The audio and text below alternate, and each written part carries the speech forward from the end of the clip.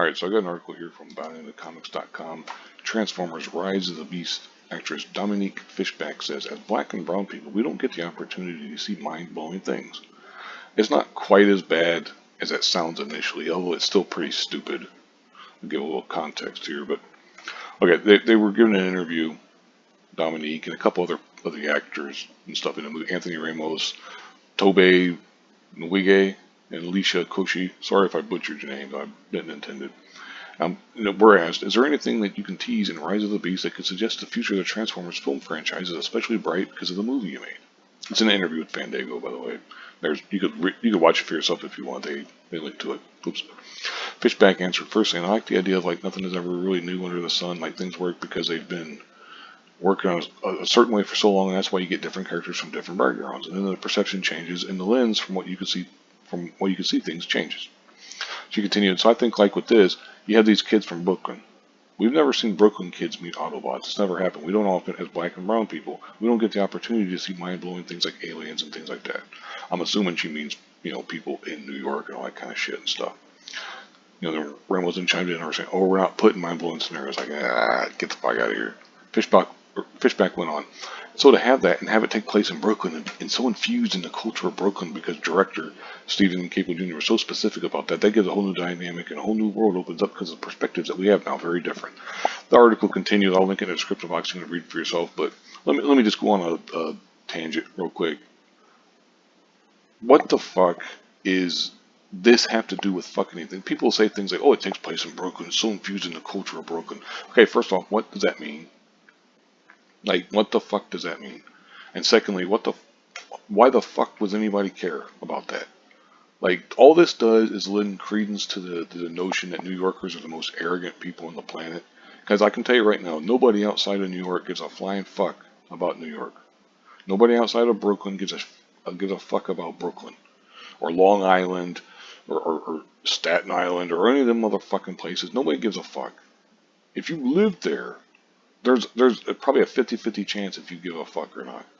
If you don't live there, it's 100% that you don't care.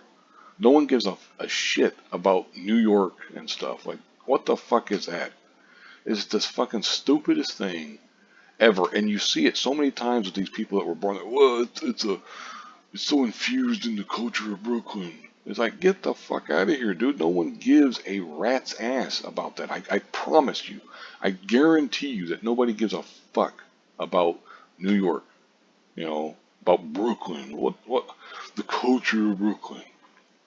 And it goes on right here, and it talks about, what does it mean to be a black director at home in a blockbuster franchise, and blah, blah, blah, and it talks about this, we could tell a story about our culture, our people, and it's like, isn't it a Transformers movie? What the fuck does it got to do with any of this other shit? That's one of the biggest problems with the Transformers movies, is that they don't focus enough on the goddamn Transformers. Whether it's Shia LaBeouf, or Mark Wahlberg, nobody gives a fuck about all this human shit, dude. Nobody goes to see Transformers to see fucking human beings. You go to see the Autobots. You go to see Optimus Prime and Bumblebee and Megatron and Starscream and on and on and on. I can just keep going. No one gives a shit. No one cares. And here's some more Brooklyn stuff, and it goes on and blah blah blah, all this other bullshit, and it's like, yada yada yada, all this other crap. Like I said, I mean, it's because again, they say, he goes from being a young man essentially to a man. They're both characters who are trying to find their way in life, and in a cultural society that's not making it the easiest for them, and all this kind of shit. And it's like, dude, are you trying to bomb your own movie? It's fucking ridiculous. First, you got the whole New York, Brooklyn shit, and it's like, dude, nobody cares, right? The vast majority of people don't live there, so they don't give a rat's ass. Just like you people don't give a rat's ass about where I live, or vice, wherever it goes. Like, I don't give a rat's ass where other people live. I don't care. What the fuck difference does it make?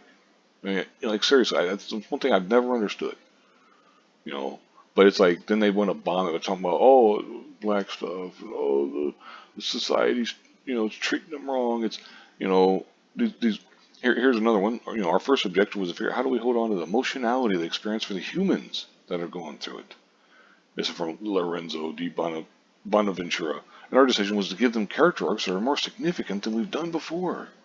It's like, dude, no one wants that shit, man. Again, it's Transformers. Give me fucking Transformers. I don't give a rat's ass about any of this other stuff. Anyway, I'm rambling, so I'm just going to go ahead and shut it down here. But like I said, I'll link this in the description box. You can read it for yourself, see the trailers or interviews or whatever if you want. But thank you very much for watching and have a good one.